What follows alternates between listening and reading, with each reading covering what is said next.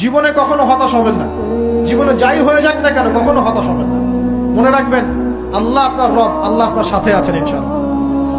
এই সমাজ আপনাকে যেভাবে শেখায়, কিভাবে শেখায়, এই যে স্কুল, কলেজ, ইউনিভার্সিটি, চাকরি, বিয়ে, সন্তান প্রতিপালন, আর তারপর ইন্না লিল্লাহি ওয়া ইন্না ইলাইহি রাজিউন, এই তো শেখায় নাকি?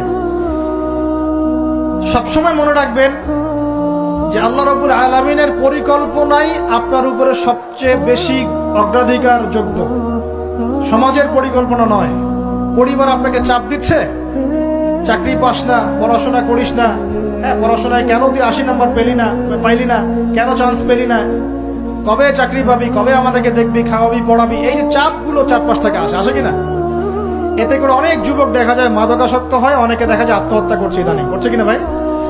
এই শব্দটা থেকে আমি এই পয়েন্টটা আজকে লিখেছিলাম যে ভুলেও আল্লাহর প্রতি বিশ্বাস এবং তাওয়াক্কুল হারাবেন না। সমাজ যেভাবে শেখায়, সমাজ চারপাশে যে চাপ আপনাকে দিচ্ছে, এই চাপে নিজে গা ভাসিয়ে দিবেন না।